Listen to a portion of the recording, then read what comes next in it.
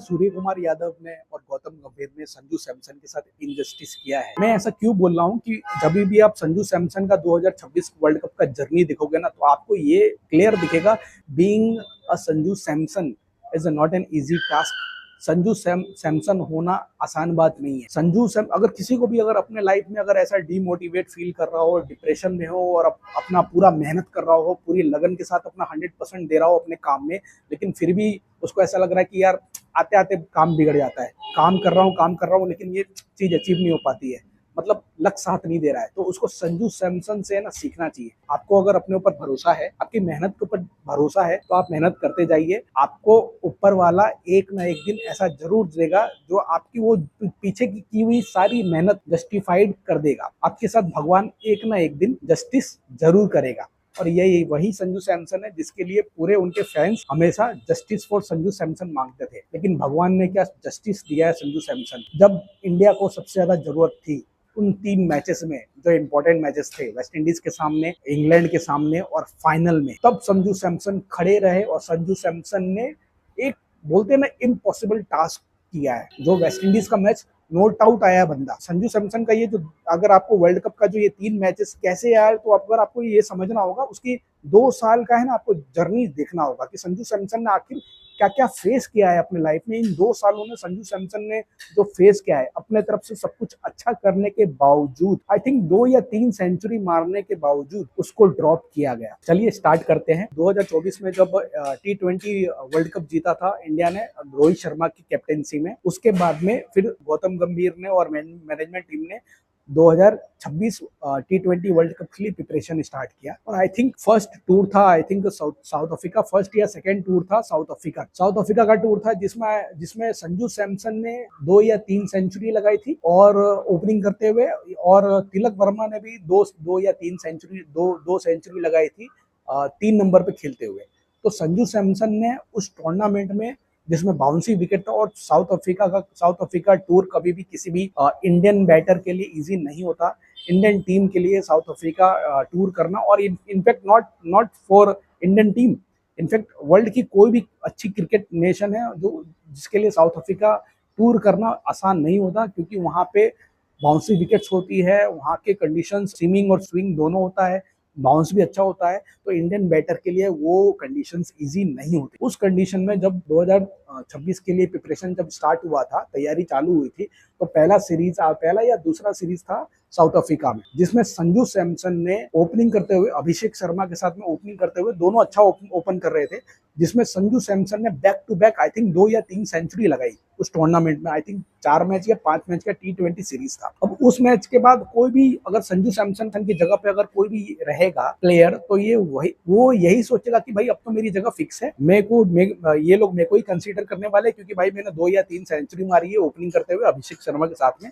तो कोई भी प्लेयर उसकी जगह पे रहेगा तो यही सोचेगा कि भाई अब तो मेरी जगह फिक्स है, मतलब मुझे जो परफॉर्म करना था वो मैंने परफॉर्म कर दिया। उसके बाद होता क्या है, उसके बाद में बैक टू 2025, अचानक से पता नहीं टीम मैनेजमेंट को क्या होता है, अगर मगर के टोले ने पता नहीं क्या सोच के ये डिसीजन लिया। अचानक से कहीं से पर्ची आई जिसमें ऐसा लिखा हुआ था कि आगे हर फॉर्मेट में आपको सुमन गिल ही को ही कैप्टन बनाना है, और उसके लिए सुमन गिल को ग्रूम करना है, T20 वर्ल्ड कप में भी उनको कंसीडर करना है और T20 स्क्वाड में भी उनको कंसीडर करना है। पता नहीं इन लोगों ने ऐसा डिसाइड, आगे जाके गौतम सुमन गिल को अगर T20 वर्ल्ड कप कैप्टन बनाना है तो इसीलिए उसको खिलाना तो पड़ेगा ही। तो उसको क्या किया, गौतम गंभीर, अच्छा खासा वो टीम चल रहा था जो साउथ अफ्रीका टूर्नामेंट में जो प्लेइंग 11 था और जो स्क्वाड था, वो T20 स्क्वाड अच्छा खासा परफॉर्म कर रहा था। हम लोगों ने साउथ अफ्रीका सीरीज जीत के आ रहे थे हम लोग। तो इन लोगों ने डिसाइड किया कि सुमन गिल को इंक्लूड करना है। तो सुमन गिल को इंक्लूड करने के लिए उन्होंने क्या बना दिया, उनको वाइस कैप्टन। अब सुमन गिल को वाइस कैप्टन बना दिया। अब सुमन गिल को खिलाना है तो किधर खिलाएंगे, क्योंकि पहले से ही संजू सैमसन है, अभिषेक शर्मा है, तिलक वर्मा है, सूर्य कुमार यादव है, हार्दिक पांड्या है, तो उसमें तो जगह बन रही नहीं थी। सुमन गिल को खिलाओगे तो किधर खिलाओगे।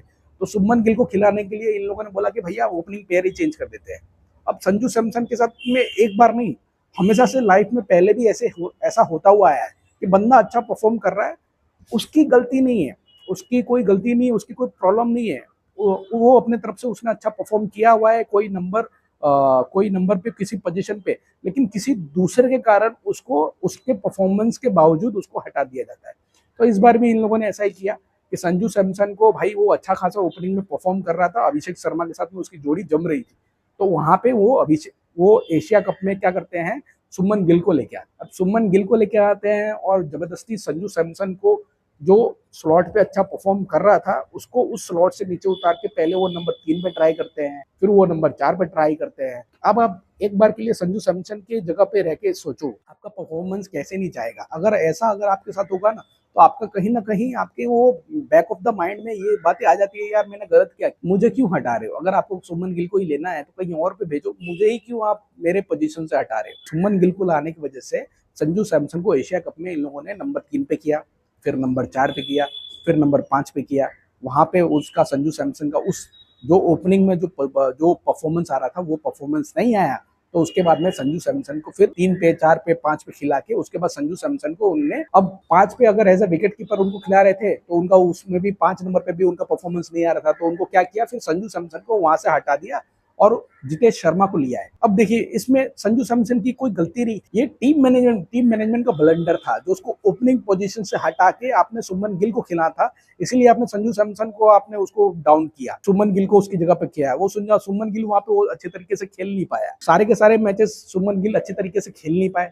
उसके बाद में संजू सैमसन का भी जो 3 नंबर पे 4 नंबर पे 5 नंबर पे पोजीशन पे उनका परफॉर्मेंस उस हिसाब से अच्छे तरीके से आ नहीं पाया। तो उसके बाद फिर टीम मैनेजमेंट क्या करती है, जब इनने एशिया कप में देख लिया कि अब सुमन गिल उतना अच्छे तरीके से परफॉर्म नहीं कर पा रहा है, उससे नहीं हो पा रहा है, तो ठीक वर्ल्ड कप चालू होने से पहले 5 T20I की सीरीज थी न्यूजीलैंड से, और उसके बाद में वर्ल्ड कप का स्क्वाड भी अनाउंस होना था। तो वर्ल्ड कप का और न्यूजीलैंड का जो स्क्वाड था वो एक साथ अनाउंस हुआ, जिसमें सुमन गिल को उन लोगों ने बाहर कर दिया और संजू सैमसन को, क्योंकि संजू सैमसन की उसमें कुछ गलती नहीं थी, संजू सैमसन का सुमन गिल की वजह से पोजीशन चेंज किया था, तो संजू सैमसन को रहने दिया और ईशान किशन को इंक्लूड किया गया न्यूजीलैंड सीरीज के लिए, और T20 वर्ल्ड कप के लिए ईशान किशन को इंक्लूड किया गया। ये सब इतना सब कुछ होने के बाद में फिर संजू सैमसन को वापस से ओपनिंग करने का मौका मिला, लेकिन अनफॉर्चुनेटली संजू सैमसन जो 5 मैच थे, 5 मैच में अनफॉर्चुनेटली वो जो परफॉर्मेंस था, इतना ऊपर नीचे, इतना बैक एंड फोर्थ होने के बाद में ऑब्वियसली किसी का भी थोड़ा फॉर्म वापस आने में टाइम लगता है। तो संजू सैमसन का भी न्यूजीलैंड का जो 5 मैच था जो ठीक वर्ल्ड कप के पहले, वो अच्छा नहीं गया अनफॉर्चुनेटली। जो 5 मैच थे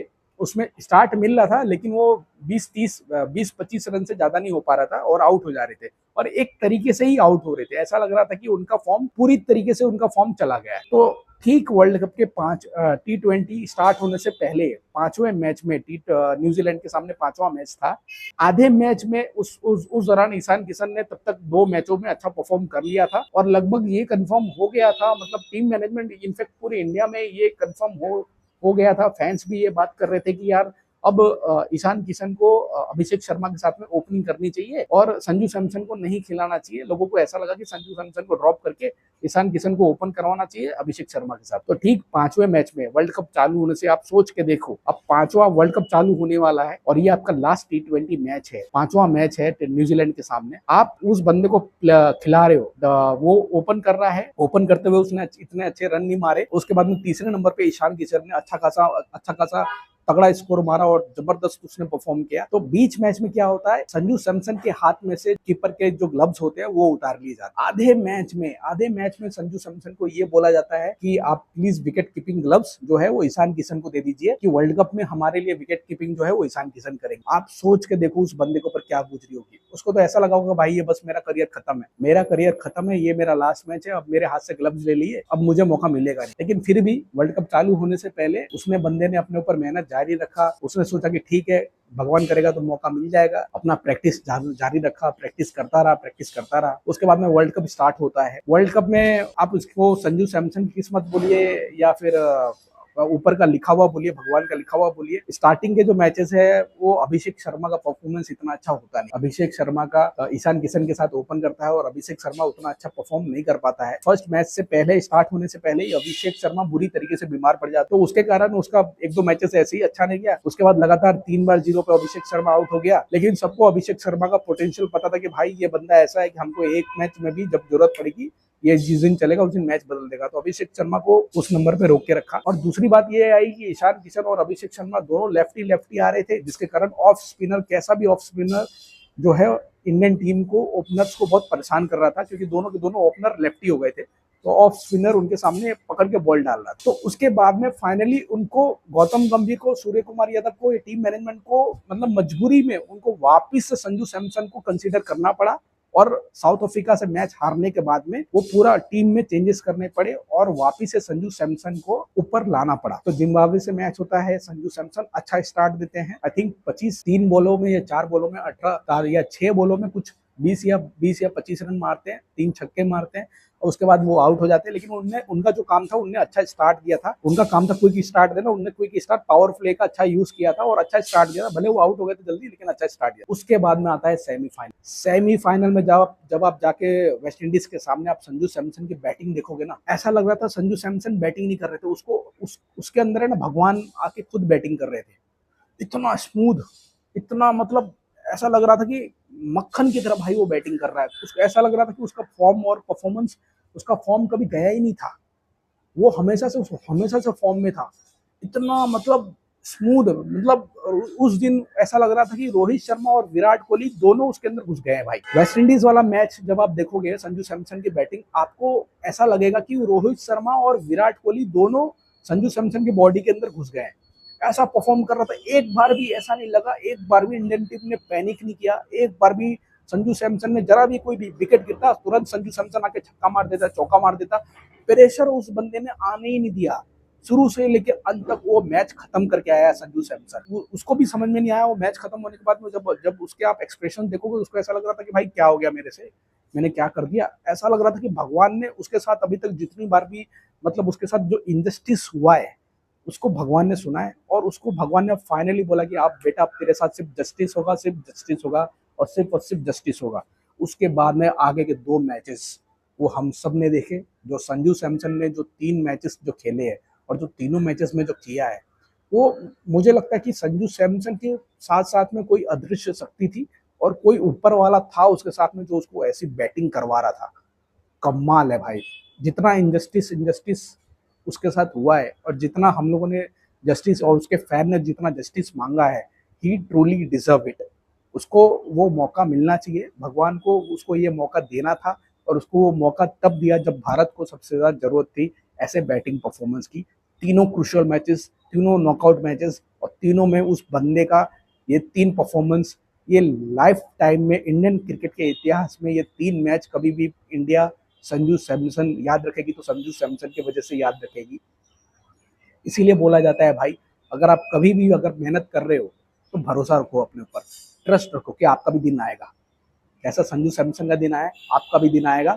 इसीलिए बोला जाता है, इसीलिए मैं बोलता हूँ being a Sanju Samson it's not an easy task. अगर आपको मेरा ये वीडियो पसंद आया हो तो प्लीज़ मुझे लाइक कीजिए, फॉलो कीजिए, सब्सक्राइब कीजिए।